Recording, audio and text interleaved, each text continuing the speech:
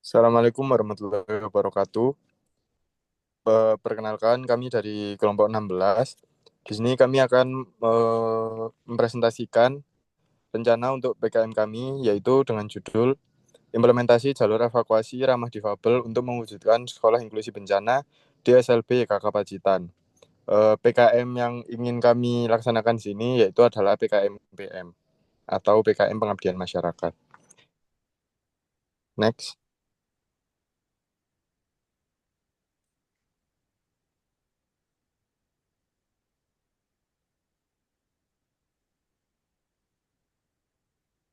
Next. Di sini ada saya, Pria Sultan, NRP 25, kemudian Islamuddin Bintang, NRP 78, dan Zafif Akmal, NRP. 75. Nah, kemudian untuk latar belakang dari PKMPM kami ini, yaitu Kabupaten Pacitan secara geologis terletak di zona merah subduksi aktif Selatan Jawa yang memiliki resiko tinggi gempa bumi dan tsunami, sehingga menuntut kesiapsiagaan ekstra. Kondisi ini menjadi ancaman serius bagi SLB YKK Pacitan, mengingat komunitas sekolah adalah kelompok rentan dengan keterbatasan mobilitas dan sensorik yang memiliki golden time penyelamatan diri sangat terbatas. Sayangnya, infrastruktur sekolah saat ini belum mendukung karena jalur evakuasi masih terhambat oleh tangga sempit dan lantai licin yang menyulitkan pengguna kursi roda. Diperparah dengan belum adanya SOP spesifik untuk penanganan difabel saat bencana. Oleh karena itu, program ini hadir untuk mewujudkan sekolah inklusi bencana melalui perancangan jalur evakuasi ramah difabel berbasis analisis tapak dan penyusunan prosedur keselamatan yang terstruktur demi meminimalisir risiko korban jiwa. Next.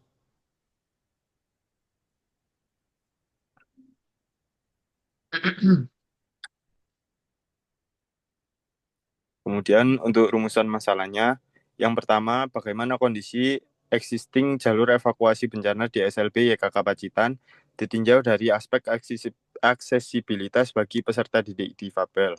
Kemudian yang kedua, bagaimana merancang jalur evakuasi yang ramah difabel melalui analisis tapak di lingkungan SLB YKK Pacitan. Yang ketiga, bagaimana mempersiapkan guru, tenaga kependidikan, dan peserta didik untuk menerapkan jalur evakuasi inklusif melalui pelatihan dan stimulasi. Kemudian yang keempat, bagaimana menyusun prosedur tetap atau SOP dan media informasi jalur evakuasi yang mudah dipahami dan dapat digunakan secara berkelanjutan oleh pihak sekolah. Oke, yang selanjutnya,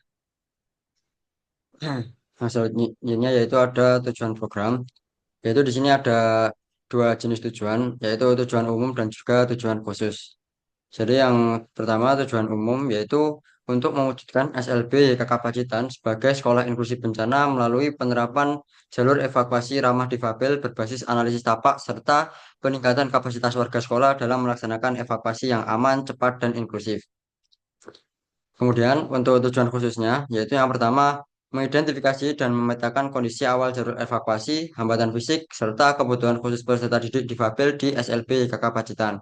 Untuk yang kedua, yaitu menyusun desain jalur evakuasi ramah difabel berdasarkan hasil analisis tapak dan diskusi partisipatif dengan warga sekolah. Kemudian yang ketiga, yaitu menyusun dan memasang peta jalur evakuasi, rambu evakuasi, dan media informasi pendukung yang mudah diakses dan dipahami. Yang keempat, yaitu menyelenggarakan pelatihan dan simulasi evakuasi inklusif bagi guru, tenaga kependidikan, dan juga peserta didik. Yang terakhir, yaitu menghasilkan dokumen SOP evakuasi inklusif yang disepakati dan diadopsi sebagai kebijakan internal sekolah. Selanjutnya, yaitu untuk gambaran umum masyarakat mitra, yaitu untuk profil wilayah dan urgensi geologis. SLB YKK Pacitan itu berada di wilayah Pacitan yang secara geologis terletak tepat pada zona subduksi aktif atau megatrust selatan Jawa. Yang kedua yaitu lokasi tersebut memiliki indeks risiko tinggi terhadap bencana gempa bumi dan juga tsunami. Yang ketiga, bencana geologi bersifat tidak dapat diprediksi. Nah, sehingga sekolah di zona merah membutuhkan tingkat kesiapsiagaan lebih tinggi daripada sekolah reguler. Yang keempat, yaitu komunitas sekolah merupakan kelompok rentan atau biasa disebut vulnerable group yang memiliki keterbatasan mobilitas dan juga sensorik.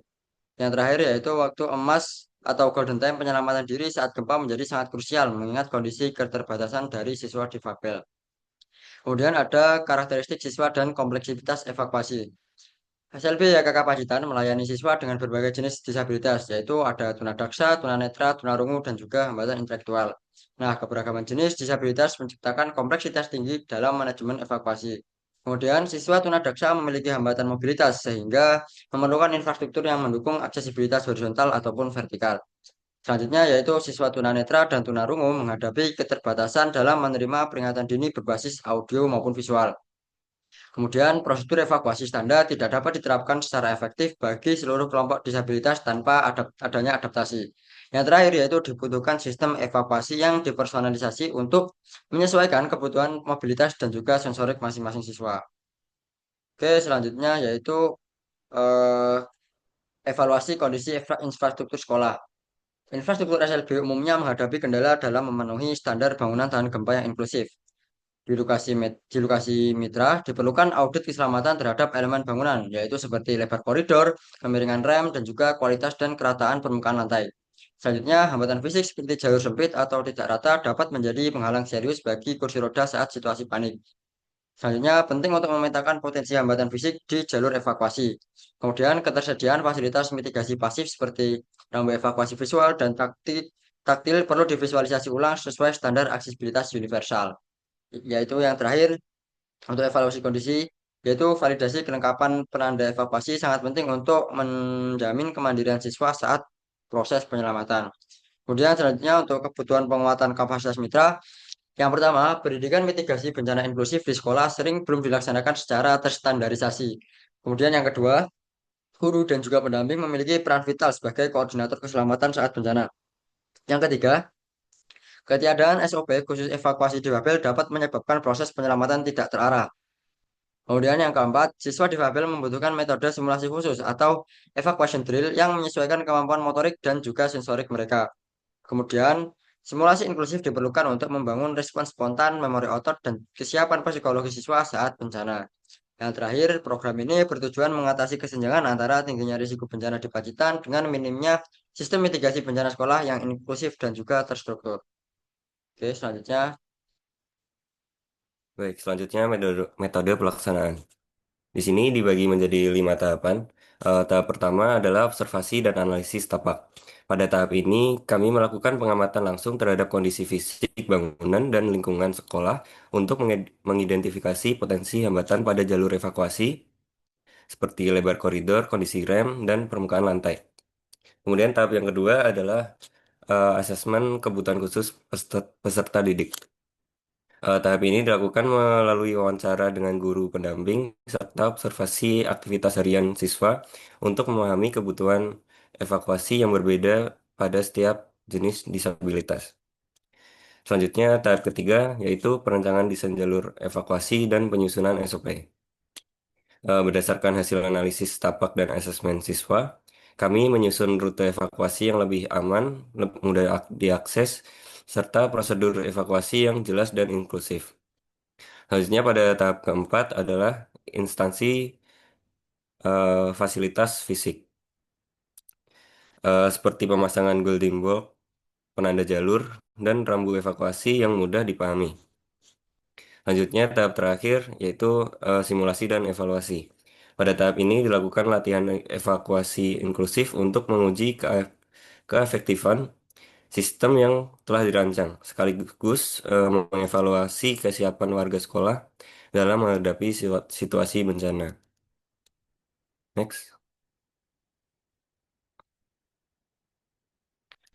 Selanjutnya, luaran yang diharapkan. Luaran yang diharapkan dari eh, PKM ini meliputi seperti desain jalur evakuasi yang ramah difabel, kemudian ada peta dan rambu evakuasi inklusif, lalu ada dokumen SOP evakuasi, serta modul sekolah inklusi bencana, dan yang terakhir laporan akhir PKM-PM yang terdokumentasi dengan baik. Seluruh luaran ini diharapkan dapat digunakan secara berkelanjutan oleh pihak sekolah dan menjadi model penerapan mitigasi bencana inklusif. Next.